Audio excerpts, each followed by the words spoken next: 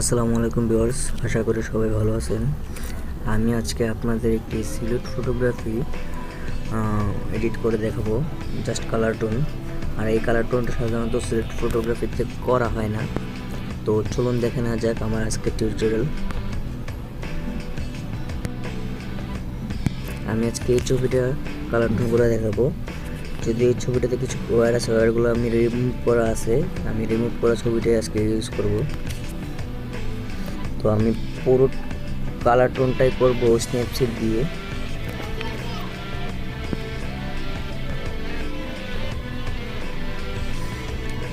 প্রথমেই tone image, তারপরে saturation, তারপরে একটু অ্যাম্বিয়েন্স বাড়িয়ে নিলাম, একটু হাইলাইটস কমিয়ে নিই, কারণ আমার এই ছবিতে এই জায়গাটাতে কিছুটা হাইলাইট আছে, আর হাইলাইট থাকলে ওই জায়গায় কোনো কালার ডিটেক্ট করবে না। টোন ইমেজ শেষ, এখন আমি কার্ভস ইউজ করব। প্রথমে রেড,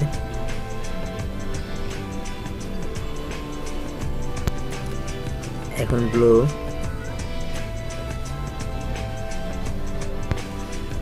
এখন গ্রিন। রেড ব্লু দুইটাই আপ টোন করবেন, আর গ্রিনটা শুধু ডাউন টোন করে দেখবেন কেমন হয়। এক ছবির জন্য এক রকম।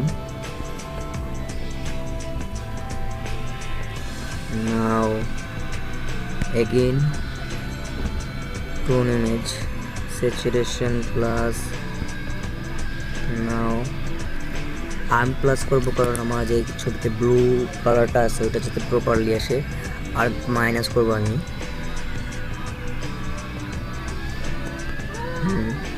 হালকা একটু এমবিয়েন্স বাড়িয়ে দেখি কেমন হয়।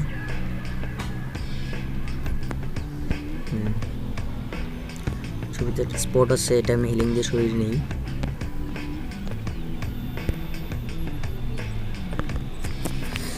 ছবিতে অতিরিক্ত স্যাচুরেশন, কন্ট্রাস্ট, অ্যাম্বিয়েন্স ইউজ করলে নয়েজ আসছে কিছুটা। আমার এই ছবিটাও কিছুটা আসছে, সো আমি একটু ডিনোয়েজিং ইউজ করব সিলেক্টিভ দিয়ে।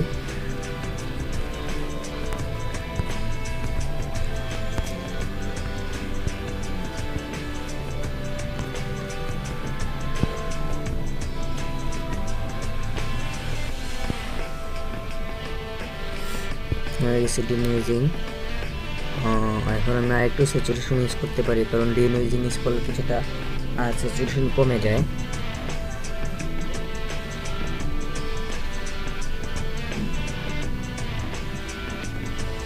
এখন একটু ডিটেলস থেকেও আমি ডিনোয়েজিং ইউজ করতে পারবো প্রপারলি পুরোটাতে ডিনোয়েজিং হওয়ার জন্য। এই যে দেখুন কত সুন্দর ব্যাকগ্রাউন্ড স্মুথনেস হয়েছে ডিটেলস থেকে স্ট্রাকচারে মাইনাস করে নেওয়ার জন্য। তাহলে দেখে নিন আমার প্রথম ছবিটা কেমন ছিল আর ফাইনাল এডিশনের ছবিটা কেমন। সো আই থিঙ্ক আমি আপনাদের ভিন্ন কিছু সিলেক্ট ফটোগ্রাফি কালার টোনের জন্য ভিন্ন কিছু আজকে দেখাতে পারছি, আপনারা ট্রাই করতে পারেন। Thanks for watching, subscribe my channel for next tutorial. আল্লাহ হাফেজ।